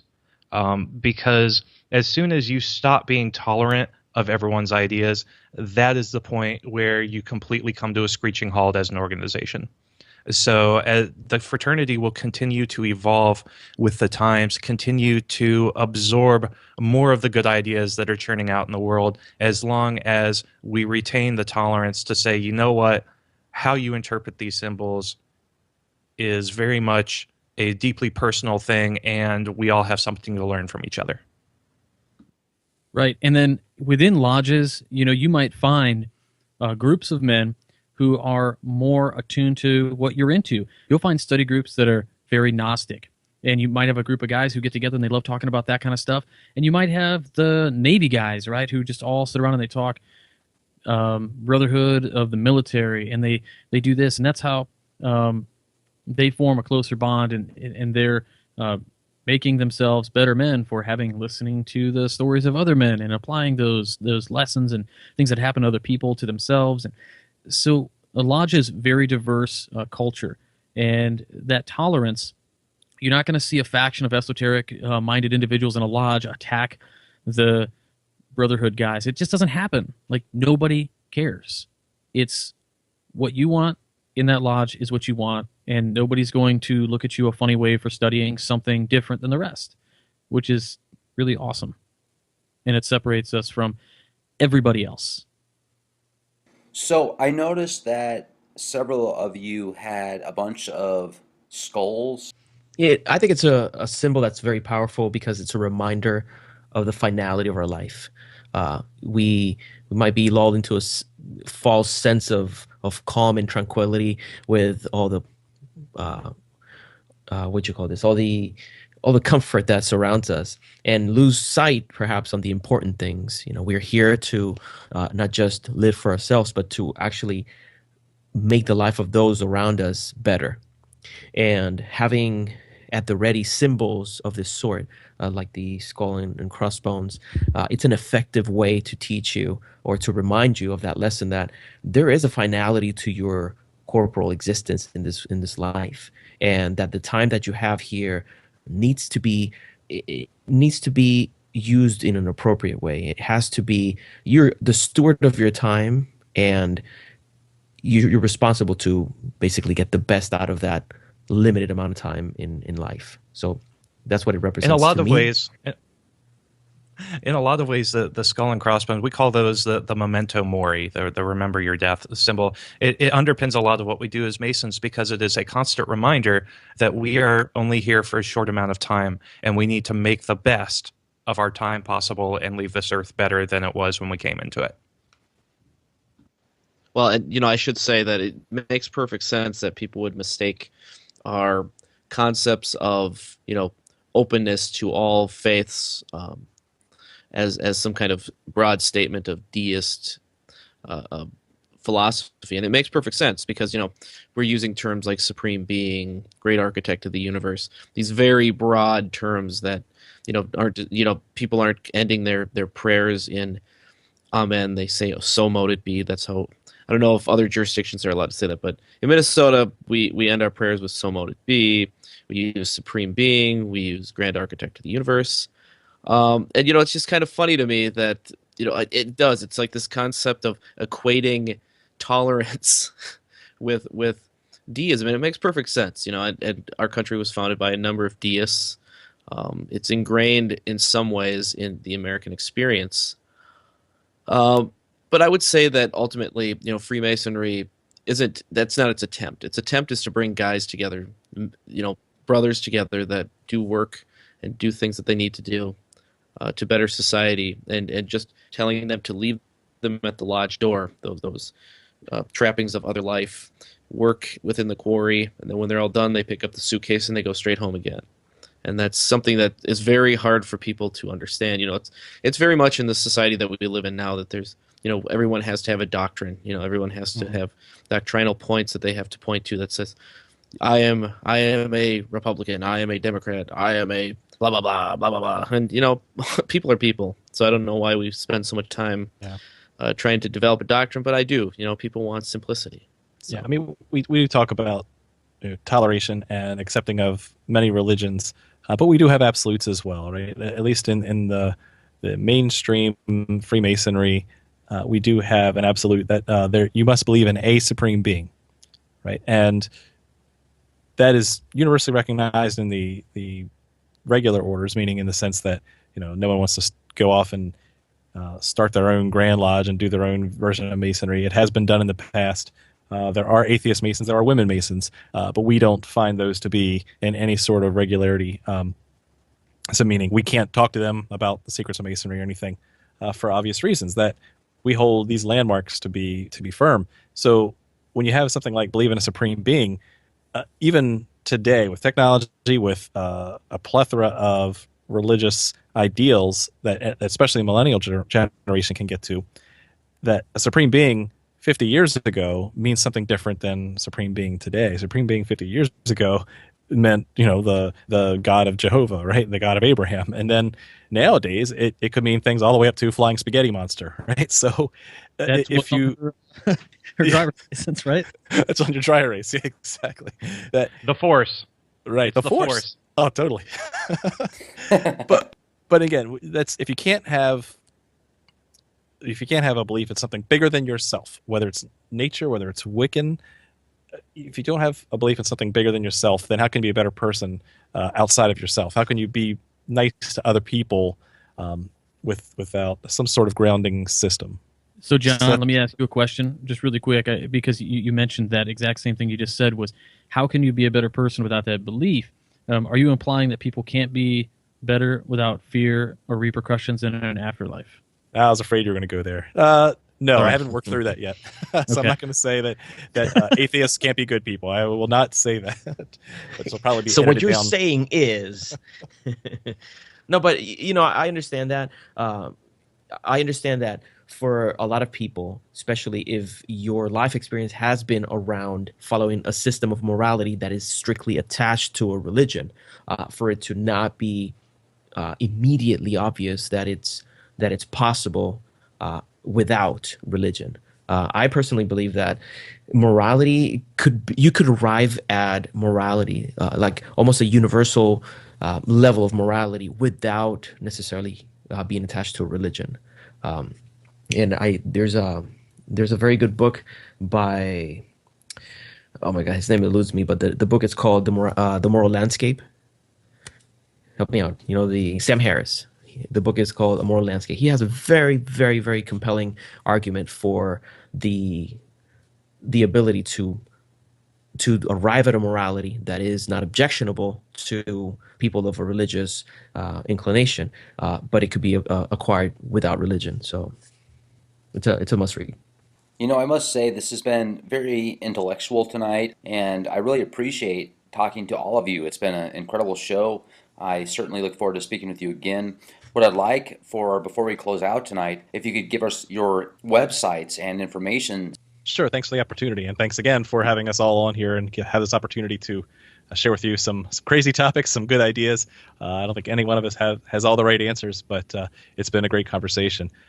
As for us, the five of us, Robert Johnson, Nick Johnson, Juan Sepulveda, Jason Richards, and myself, Jon Ruark, are all quote-unquote knights, a self-given term, of the Masonic Roundtable, which you can find at www.theMasonicRoundtable.com. We're also on iTunes, Stitcher Radio, and everywhere YouTube. else you want to be. YouTube. And yeah, that's true. We do a live web show every Tuesday night at 10 p.m. Eastern, 9 Central, and we hope you'll check it out. Yeah, and also this coming Tuesday, January 12th, is going to be a really special night for us. It is our 100th episode. We have been at this every single week for almost 2 years, and we're actually going back to have a discussion that ties into a lot of the politics today that you were talking about, Rex. Tonight, we are having a discussion on racism in the fraternity, and this was the first topic that someone asked us to do. And it took us almost 2 years to get around to it. But it's something when you talk about distrust of police and race relations today, even up to the government level, this is a conversation that is so desperately needed in today's society.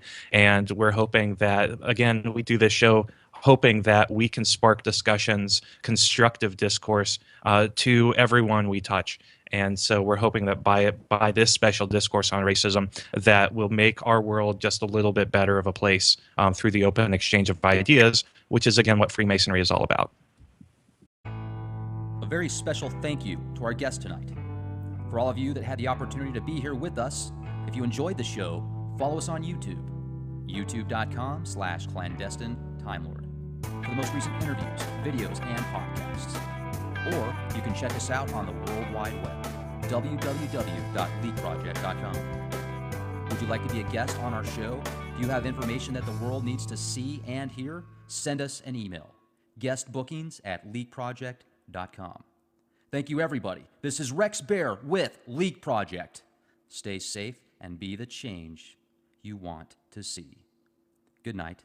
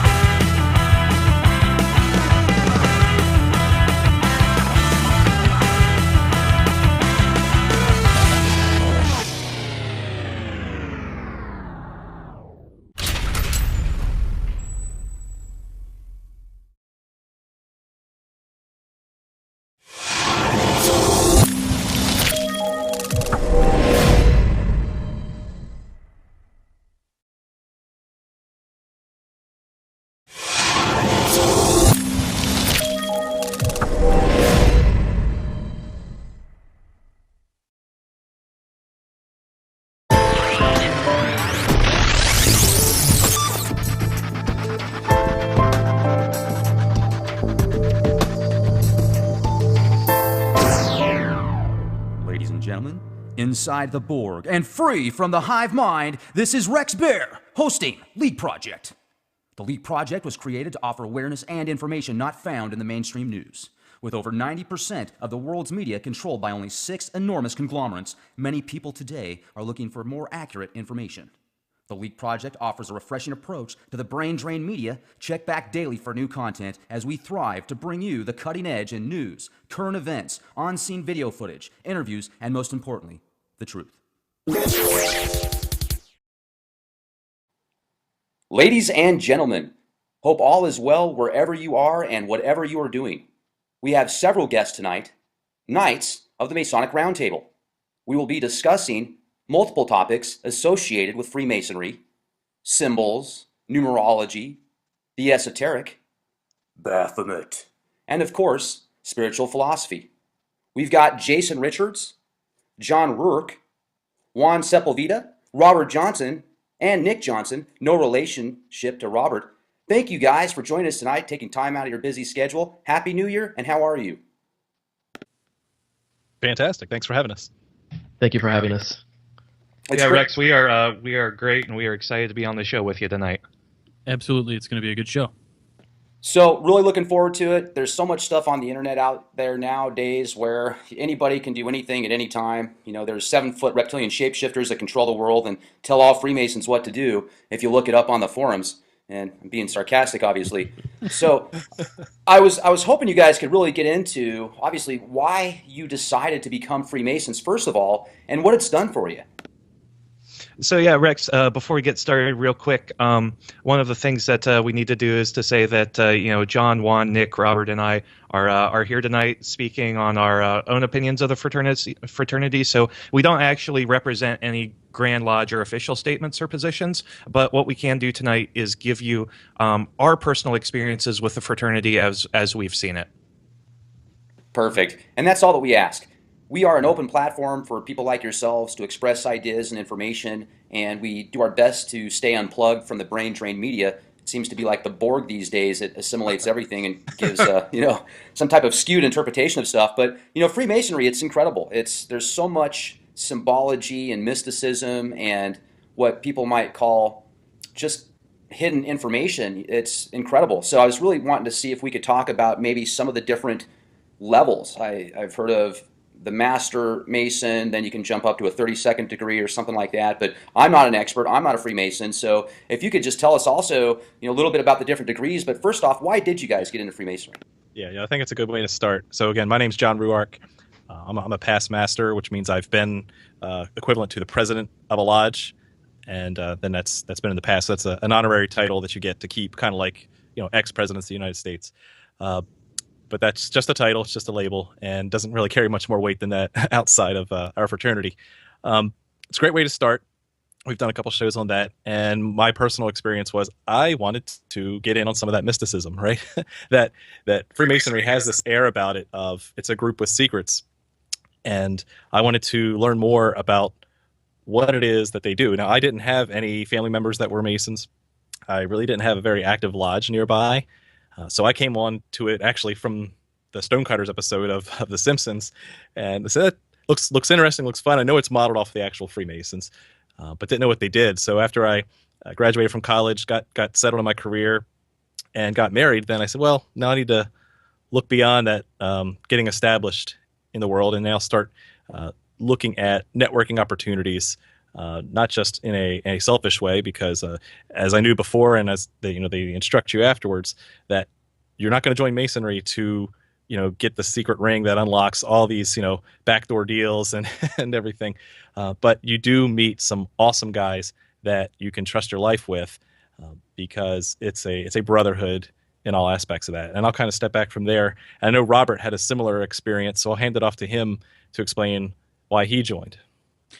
Sure. So I basically joined for the same reasons as John. I almost joined. I'm originally from Southern California, and I had received a book from a friend of mine, an artist, and he gave me a book called Freemasonry or Masonic Tapestries. And I looked through it, and I thought it was just amazing, and I got the guts up to go down to Orange Circle in California, where there's the Masonic Temple there.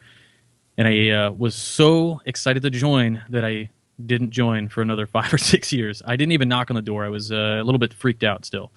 I didn't know what to expect, but I was really into the mysticism, and I was really into what we would call the occult. Not everybody hears the word occult, and obviously I'm sure that you've probably covered something along these lines at some point. But the occult secretary of a local lodge who then called me, and I went out to lunch, and the next thing you know, there I was, and I got involved in the fraternity, and excuse me. So I got involved for the what we would call the esoterica, or the esoterics, or the secret teachings, the occult knowledge contained within. Now, whether or not we found that to be the case right away, something we'll probably get into later. But Good point.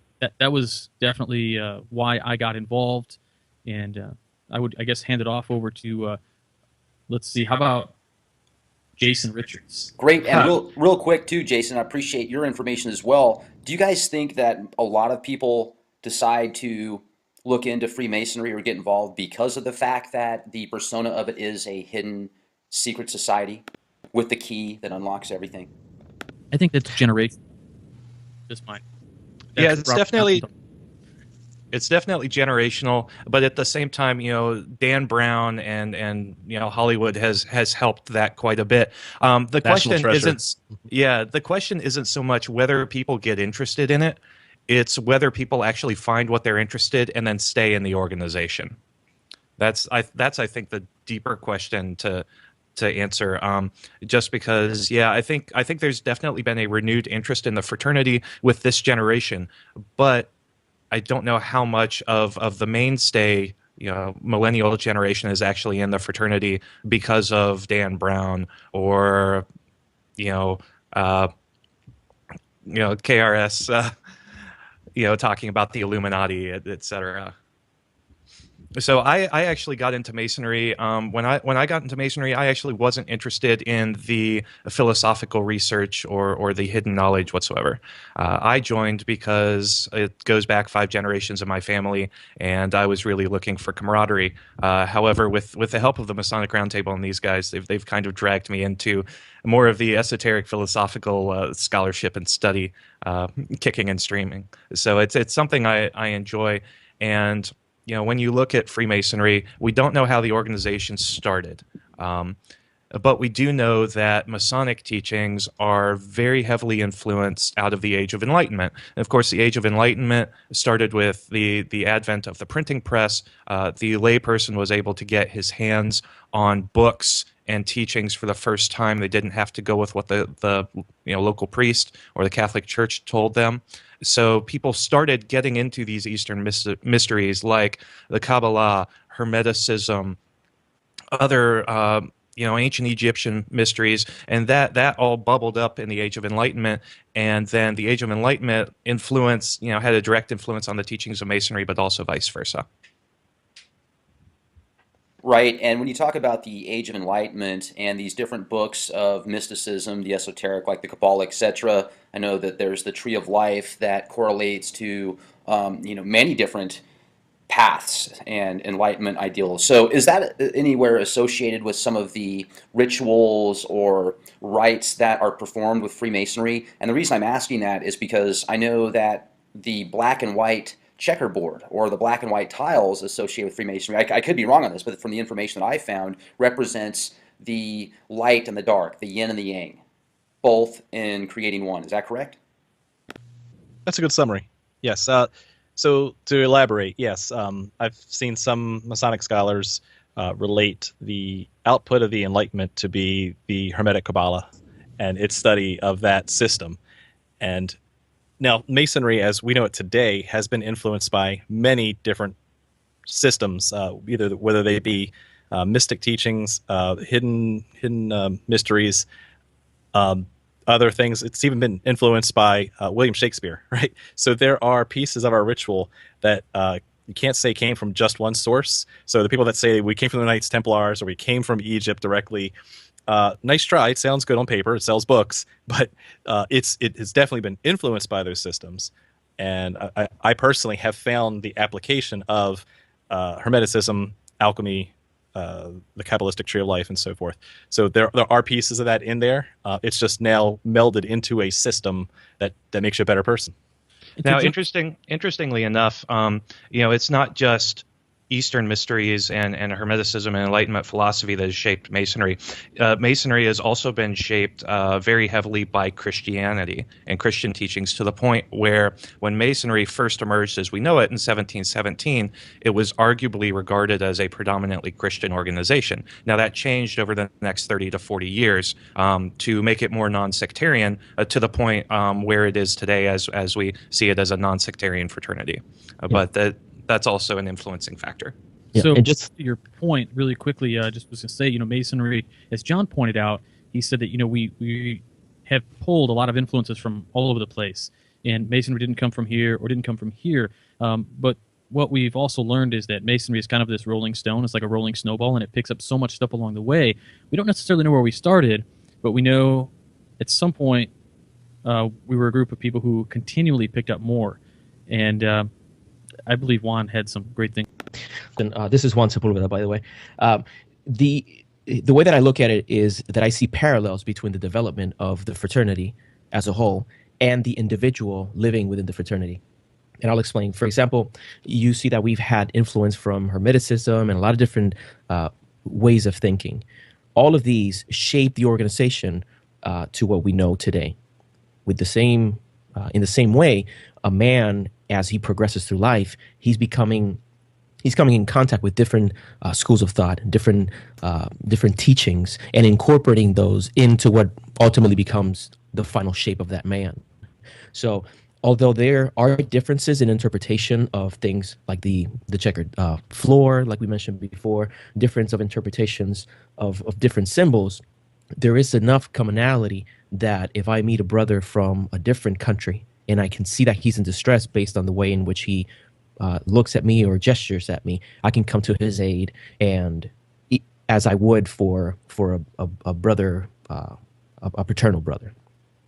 So that's something that I find beautiful in the fraternity. So there might be differences and difference of opinions of what the origin of Freemasonry is, but there's one thing that there's no discussion about, and it's that regardless of how big those differences might be between one jurisdiction and another, there are more things in common that bring us together into one cohesive fraternity. Well, and also, if you look at the Rosicrucians, the Rosicrucian order, they can basically take their practices all the way back to Imhotep in the Egyptian time frame, and there's some connections there with the Freemasons. But I like what one of you brought up earlier about how you can actually just go online, and if you research it yourself, you can have the opportunity to get this information. You just have to go after it, and most people have that different interpretation. I know it's that way with the Rosicrucians as well. Have you guys had an opportunity to, any connections with the Rosicrucians that you know of? Well, that's a good question. There's actually a few different Rosicrucians, so to point out one particular single example would be to ignore all others, and that would be completely hilariously misguided. Like AMORC. There's AMORC, which is one branch. All these branches split off in France. It was founded in Germany, split off into France, into all these different things. Some people wanted it more open, some of them wanted it more closed. In the Masonic fraternity, there is a branch of Rosicrucian called Societas Rosicrucia, and then there's in many different countries. There's one in Canada, there's one here, which is the Rosicrucian SRICF, and that one's only open to Master Masons.